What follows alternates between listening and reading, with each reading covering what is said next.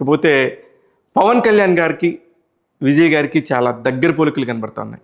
రాజకీయంగా గానీ, సినిమా పరంగా గానీ, అనేక సినిమాలు పవన్ కళ్యాణ్ గారి సినిమాలు విజయ్ చేశారు, విజయ్ గారి సినిమాలు పవన్ కళ్యాణ్ చేశారు. కానీ ఈ రాజకీయం దగ్గరికొచ్చేసరికి కూడా సేమ్ ఇలాంటి పరిస్థితులనే మనం గతంలో కూడా చూసాం. 2014 ఎన్నికలప్పుడు గానీ, 2019 ఎన్నికలప్పుడు గానీ, 2014 ఎన్నికల్లో ఆయన పవన్ కళ్యాణ్ గారు పార్టీ పెట్టారు కానీ ఎక్కడ పోటీ చేయలేదు. అలాగే 2019 ఎన్నికలు వచ్చేటప్పటికే ఓటుని చీల్చాలి, ఓటుని చీలకుండా గవర్నమెంట్‌కి సపోర్ట్ చేయాలి అనే ఒక ఉద్దేశంతోని ఎలా చేశారనేది అందరం కూడా చూసాం. ఇకపోతే 2024లో ఆయన విజయ్ దుందుభిని మనందరం కళ్ళారా చూసాం. ఇవన్నీ కూడా చాలా చాలా దగ్గరగా కనబడతా ఉన్నాయి విజయ్‌కి, పవన్ కళ్యాణ్ గారికి ఉన్న సారూప్యం ఏంటో. ఇకపోతే ఇంకొక ఇంట్రెస్టింగ్ టాపిక్ స్టాలిన్ గారి మీద చేశారు.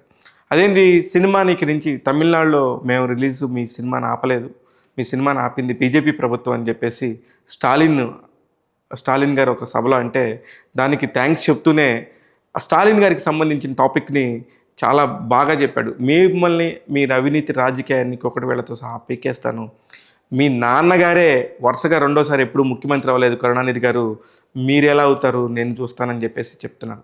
ఇకపోతే కాంగ్రెస్, బీజేపీ అలాగే అన్నాడీఎంకే అన్ని పార్టీలను కూడా నేను మొత్తం అందరినీ కూడా ఓడించేస్తానని చెప్పేసి చాలా కాన్ఫిడెంట్గా మాట్లాడుతున్నాడు.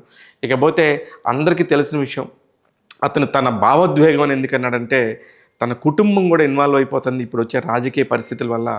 తన సొంత భార్య తనకి దగ్గర నుంచి విడాకులు కోరిన సంగతి తెలిసిందే.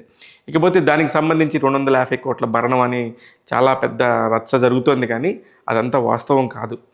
దానికి రావాల్సిన భరణం అవన్నీ కూడా కోర్టులు నిర్ణయిస్తాయి. వాటికి సంబంధించిన డిస్కషన్స్ అన్నీ కూడా కోర్టులో జరగాలి, న్యాయపరంగా జరగాలి తప్ప మీడియా పరంగానో లేకపోతే నోటి మాటల ద్వారానో జరగదని చెప్పేసి నా ఉద్దేశం.